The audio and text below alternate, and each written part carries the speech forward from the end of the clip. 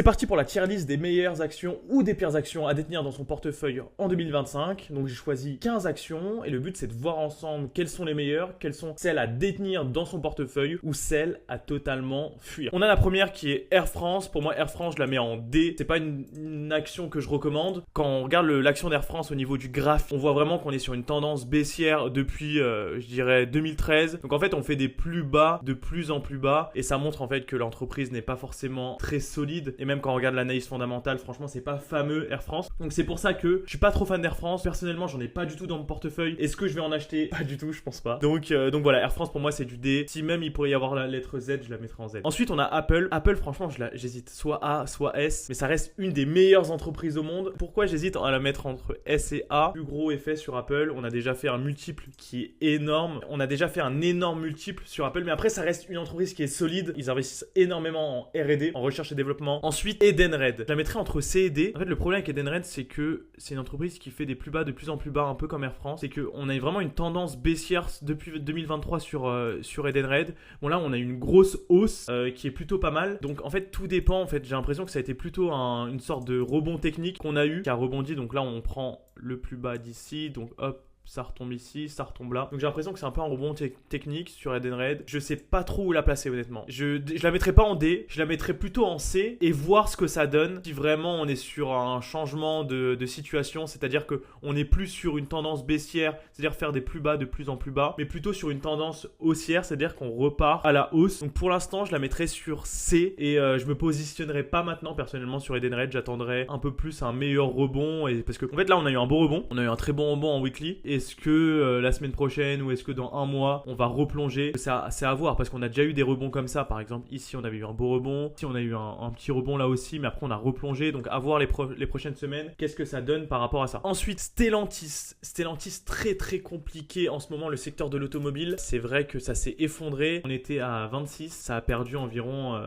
son plus bas 70% de sa valeur. Là ça commence à se reprendre et c'est vrai que le secteur automobile, franchement c'est pas fameux. Franchement je la mettrais en D, enfin en C comme Edenred. Bon, là on a eu un rebond mais à voir sur le long terme qu'est-ce que ça donne. Ensuite Atos.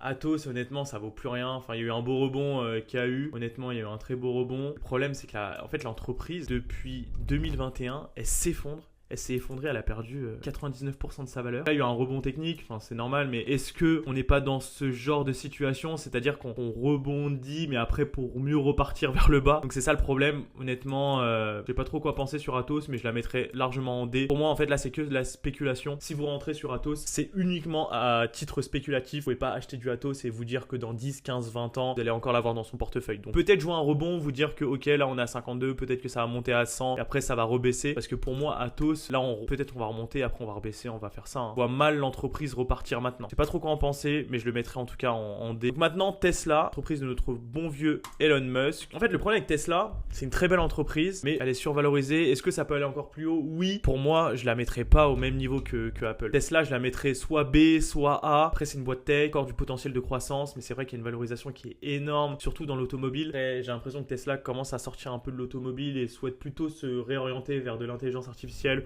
ou même des robots, car ils sont en train de créer des robots. Donc je sais pas trop où la mettre. Déjà je la mettrai pas en S, ça c'est sûr. Allez, je dirais A et à voir. ASML, j'aime beaucoup cette action. J'en ai beaucoup acheté quand elle s'était effondrée ici là à 553. Là c'est bien reparti. Honnêtement j'aime beaucoup ASML et je pense qu'il y a un énorme potentiel de hausse sur cette action étant donné que c'est des microconducteurs. Donc honnêtement en fait ça me fait du mal de la mettre à côté de Apple parce que c'est deux entreprises totalement différentes. Mais ASML c'est une entreprise d'avenir. Moi je suis convaincu qu'il va se passer de grandes choses sur ASML. En plus là elle est tellement repartie, tellement forte cette action.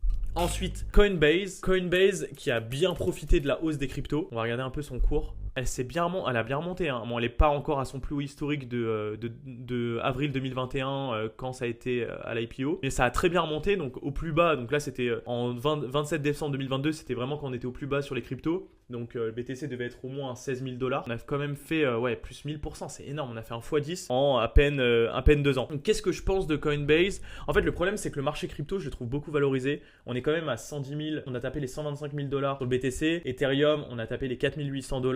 Donc je pense pas qu'on va encore faire x2 sur le BTC et encore x2 sur Ethereum. Donc je trouve qu'on est déjà bien valorisé sur le marché des cryptos et Coinbase dépend majoritairement du marché des cryptos. Donc où je le mettrais? Je le mettrais plutôt dans un B, je le mettrais pas dans un A mais plutôt dans un B. Ensuite Air Liquide. Air Liquide je mets dans S. Je suis obligé de le mettre dans S. Pour moi c'est l'une des meilleures entreprises françaises. Quand on regarde en fait le graphique de Air Liquide, c'est magnifique. Depuis 1994, l'action elle n'a fait que de monter. Il y a eu des périodes de baisse en 2002, en 2008 avec la crise des subprimes, il y a eu quelques périodes de baisse, mais toutes ces périodes elles ont vite été rachetées. Et donc là, on a une petite période de baisse avec Air Liquide car le plus haut était à 187, donc on a perdu quoi? On a dû perdre 10%. Ouais, on a perdu à peine 10%. Donc je pense que c'est un bon moment pour entrer. Et Air Liquide, c'est une action que tu as dans ton portefeuille et tu la détiens à vie, quoi. On dit que Air Liquide, tu ne la vends jamais. Et donc je crois que le rendement annuel de Air Liquide, c'est 11% annualisé ou 12% annualisé.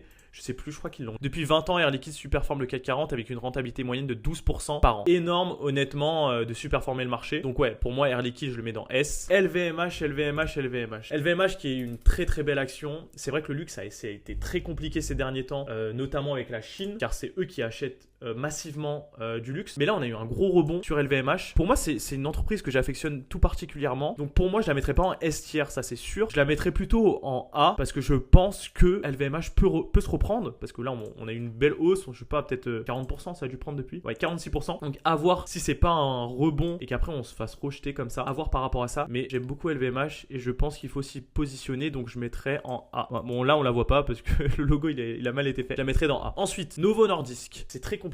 On a eu une grosse baisse sur Novo Nordisk. On a perdu, je crois, au moins 50%. On a perdu au moins 50%, ouais, 63% sur Novo Nordisk. Et en fait, là, ça a cassé un peu la droite de tendance qu'il y avait depuis 88. Et là, cette droite que j'ai tracée, en fait, à chaque fois, on rebondissait dessus. Donc en 95, en 2002 où on est resté longtemps dessus, en 2007-2009 et ensuite on a essayé de la rechercher en 2019-2020. Et là le problème c'est qu'on l'a cassé avec du volume et donc là on est un peu en dessous. Donc c'est pas trop quoi en penser. J'ai peur qu'en fait ça nous fasse un peu une Pernod Ricard. J'aime bien comparer un peu avec Pernod Ricard où on avait la même chose, belle droite de tendance depuis 98, sauf que là on l'a cassé violemment. Donc j'ai pas envie que ça refasse la même chose que Pernod Ricard. Moi personnellement je resterai dans l'attente. Je me positionnerai pas maintenant sur Novo Nordisk, donc je la mettrai plutôt en B. Ensuite, Nvidia, en fait, c'est une entreprise qui est magnifique. Je la mettrais bien dans S tier. Mais le problème, c'est que je la trouve un peu quand même survalorisée. Après, voilà, ça peut continuer à monter. Est-ce qu'on va faire x3, x4 sur Nvidia? Je ne pense pas. Mais ça reste une très belle entreprise, ça reste une thématique d'avenir, l'intelligence artificielle. Donc oui, bon, je la mettrais dans S tier. Est-ce qu'il faut se positionner maintenant? Je pense pas. Mais quand il y a une correction sur Nvidia, il faut se positionner. Par exemple, là, on avait une correction en 2022, il fallait y aller. Là aussi, en 2025, quand il y a eu Trump.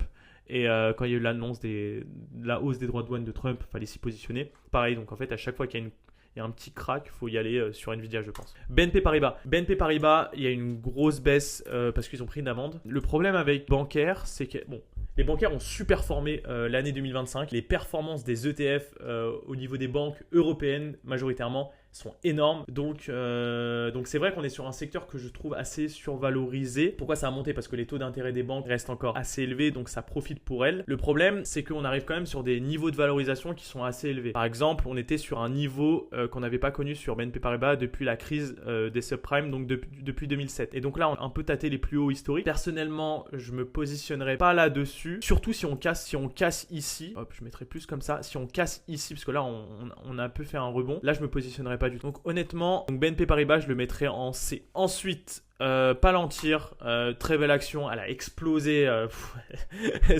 fait, le problème avec des actions comme ça qui montent en flèche, c'est que la redescente peut être rude. C'est pour ça que je déteste me positionner sur des actions comme ça. Même si voilà, elle est magnifique, Palantir. Moi personnellement, j'ai loupé le coche, je me suis pas positionné dessus. Mais je pense qu'il est trop tard maintenant pour rentrer là-dessus. Donc malgré que c'est une action incroyable et qu'elle peut continuer à monter, je la mettrai pas en S ni en A. Je la mettrai en B parce qu'il n'y a pas non plus un gros potentiel de hausse maintenant.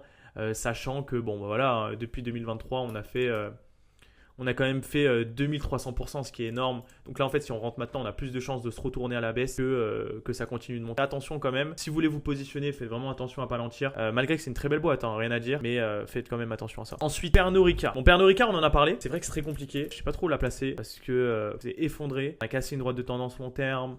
On n'a pas de signaux de retournement sur l'action.